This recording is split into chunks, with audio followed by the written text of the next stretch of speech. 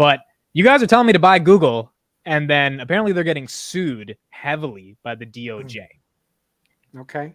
And so I guess I wanted to talk about, is there any concern at all that this $1.7 trillion company is just not going to be able to survive like Microsoft in the 2000s when they got, I mean, obviously they'll survive, but there's going to be some tailwinds or headwinds when it comes to the DOJ. Any concerns about that or none? Carlos, you want to take it first? No, because then you're going to just say, that's idiotic, and then start. That's stupid, Carlos. That's literally what he does with everything I say. I'm like, I think that's idiotic. That's fine. I'll start. Fine. And then I'll say that it's idiotic. Sure, that's fine too. Unlike you, I don't have a chip on my shoulder. I don't have a chip on my shoulder. The chip on my shoulders are Lay's. That's good. In terms of Google, I mean, look, the thing is, the government's been going after big tech for a long time. I don't know if you remember when they went after Microsoft to try to break them up because of Internet Explorer. And that was like a open and shut case. So even back then, it was like, oh, they're murdering Mozilla and other browsers. They're killing them. They've integrated Internet Explorer. And even I thought back, I forgot, late 90s or 2000s. I was like, this is going to happen. It didn't happen. These companies figure out ways around it because they're so big and they're paying off so many people. So I don't think Google's going to be broken up. They're going to have to break up a lot of big tech. If they can't, first of all, they hate Facebook more and they haven't been able to break them up. But what they do is just limit them from buying silly little $400 million companies. That's true. That's possible. I think limiting them from buying more startups, fine, that might happen or keep happening. But I don't think Google's going to be broken up anytime soon. So I'm not going to be worried about that as a thesis in investing in Google. Okay, Carlos. That's idiotic. No. Sure. They handle 90% of searches worldwide. Do you think they have a case to get sued? Well, okay, there's like social and like legal implications, and then there's what's good for the shareholders. Obviously, no, if you're a shareholder in Google, you want them to keep that control and maintain that control. Is that necessarily what's good for a society? I don't think so. I'm telling you, we are moving towards like a digital authoritarian state, and we don't even realize it. We're marching straight towards it. And the issue that I see is that as much as they try to catch these guys on antitrust, I don't think they actually even really want to catch these guys on it. I think they're all invested in Google. They also love the access that they get to the information that Google collects for them. Because having these tech companies were actually an amazing tool for the government. The tech companies are allowed to do things under the guise of business and terms of service that the government could never get away with. And so I think as much as they try to call them out on the news and have this big public show where they bring the CEOs there and they yell at them, I think it's all just theater, because at the end of the day, they love the access and the granular data that they can get on specific people. They also love the fact that there's a breadcrumb, right? On these guys' servers, there's a breadcrumb of everything you've done, every search you've ever had. So if you have a political opponent or somebody that you want to research, you can go back in time and find anything that you've ever wanted to know about that person, which I don't know, which I thought about this the other day too. Maybe this is off topic, but it's a question for you guys. So I was driving the other day. I was driving home and I thought about, like, what if I got pulled over, right? And like if a police officer, if you got pulled over and a police officer said to you, in the Tesla, turn on the camera and let me see what you did for the last 10 minutes while you were driving, right? Now the police officer can go back and look. Now that's under the guise of safety. You want to have the system's recording in case someone crashes into you. And basically the Tesla is buffering the last 10 minutes of your drive. So if you hit the record button, it saves the last 10 minutes of your drive. But I was wondering, like, and this is a question for legality, is there, how you're not allowed to incriminate yourself? That's what the Miranda rights are, is that you're not allowed to say anything that could incriminate yourself. Is that considered incriminating yourself? If you have, say, a vehicle that's recorded the last time, say the cop didn't catch you speeding, right? Yeah. You get pulled over for speeding, let's say, and you can prove that you weren't. But then 10 minutes before that, when the cop wasn't around, you ran a red light or you ran a stop sign.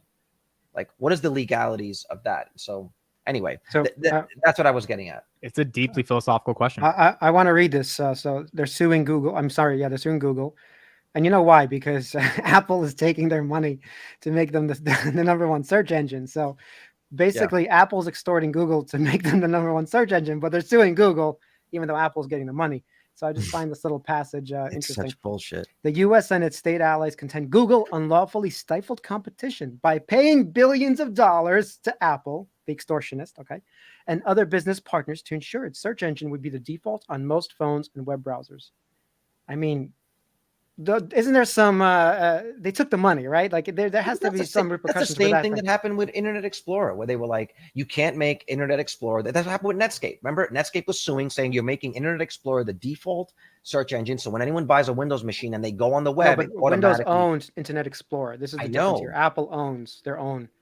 So they're making a private deal with a private company, right? But it's the idea of like it's the idea of you're basically making a default place for people to. A default app that people use for something that is technically open to competition. It's that idea. And I think Netscape lost that case, and that's why there's no more Netscape. And Netscape was a great browser, by the way. Did they lose the case? It was a freaking I thought they were Opera was a great browser. You guys remember that one? The Opera browser that was on BlackBerry? Yo, it was a great browser. It was super fast. It was awesome. The thing is, I try to use other things. I even have in my phone, I'm a Google investor, but I use DuckDuckGo. I don't know if anybody uses it for privacy. So, but I'm always going back to Google because DuckDuckGo does not give me all the good answers. So it's kind of funny. And then I get angry at DuckDuckGo and I'm like, fuck you, DuckDuckGo. But it's a product that's so ingrained in our lives, man. I think they find a way to get through the lawsuit because everyone uses Google. Yeah, in fact, the lawmakers are searching right now how to sue Google on Google, how to win this lawsuit. They're on ChatGPT. How do we get around this? Oh my God! It's part of a problem, and my concern is that by the time we see the end game of the problem, it's way too late. Like I really do think we're going to be able to look back if we stick with this thing, say Finance Junkies, for 5 more years. I do think we're actually going to be around when we see the flip side, when you see the dark side of all this information and all this data that we're giving these tech companies. I think we're going to see it, and we'll be able to look back at this time and be like, holy shit. Like David with another super chat. The solution to Google's problems that would create a lot of shareholder value is break it up into 4 companies: Google, Android, YouTube, Google Cloud, Waymo.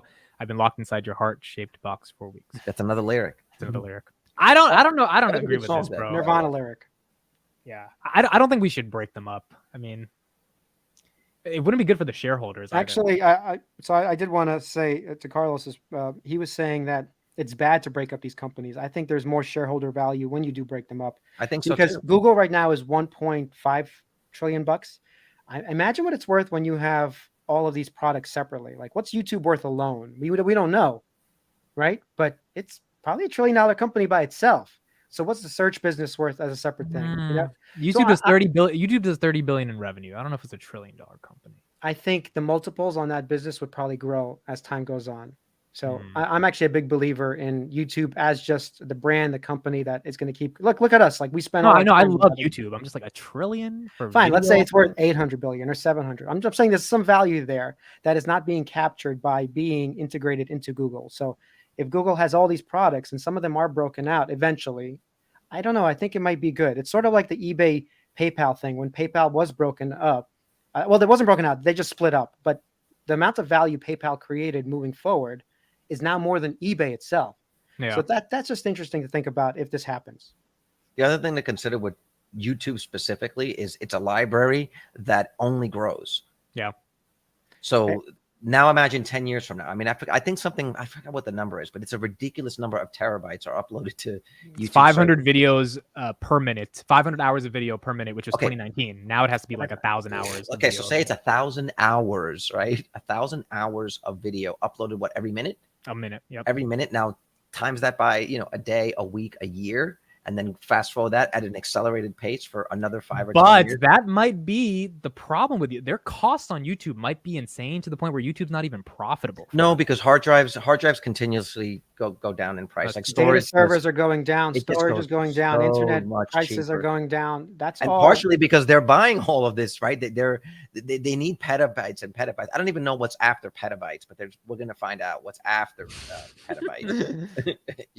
But I think it would be very retail. I think a ton of retail investors would buy YouTube. I think they would love buying YouTube, the stock. Someone mentioned, by the way, Waymo would go bankrupt. No. When these breakups happen, or if they even split, Waymo still could be with the main Google search. It doesn't have to go anywhere else. It's not a profitable company. It would stay with whoever is the profitable company as the side bet.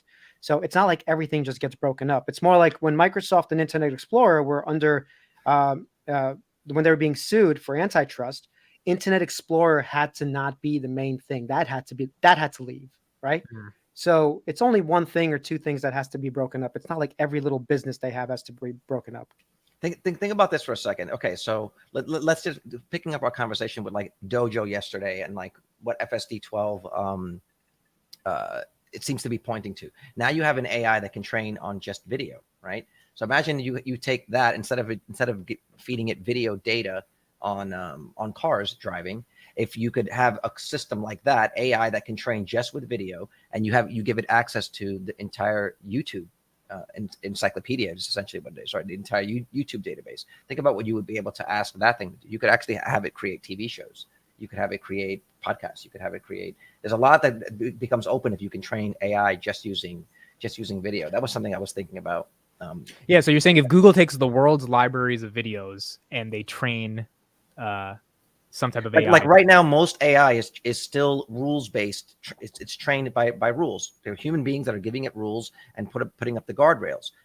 FSD 12 is saying, look, here's a bunch of videos of cars, of humans driving correctly. Now take control of this vehicle and get me from point A to point B, and understand what the rules of the road are based on what you see other people doing. Same sort of deal. If you've got, so let's say Disney, for example, right? You take Disney, you give it access to all of Disney's movies, and you say, generate an AI movie, generate a CG movie based on these movies with these themes, and make it work. Like I pitched VITALY the idea of that movie that I want to do. I was thinking the other day about like what I would do if I was like independently wealthy. I was like, this is what I would do. I would probably make this movie. I mean, if we had text to video, I could use that prompt, that writing prompt, and tell it to write me a screenplay, then take that screenplay and tell it to make me a movie. Instead You of want to take all the creativity of human beings out of the process. He's buying Disney stock. That's exciting. That's exciting. I would be very excited if I could actually make the movie. I'm saying the reason filmmakers make movies, besides the studios, is because they want to be creative to make the movie themselves. Yes. The studios don't care about being creative. I think, Carlos, you're saying it would help you get a rough draft for a screenplay, but I don't think you would literally use the screenplay. He's like, fuck it, I'll use the whole thing. No, I mean, what I'm saying is it's getting the credits are like ChatGPT at the end. Story by ChatGPT. The credits are like, this is a film by Carlos ChatGPT. GP Chat, ChatBT, ChatGP. Oh my God.